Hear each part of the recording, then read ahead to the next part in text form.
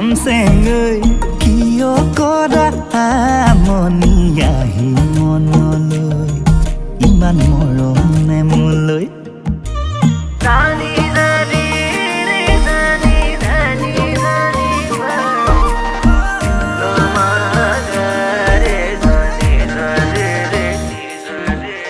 মিঠাকৈ সপোন হৈ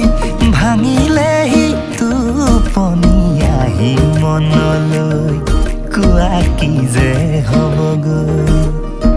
পাহাৰৰ পাহাৰী জুৰি হৈ তুমি মোৰ বুকুৰ ভৈয়াম চুই যোৱা নাই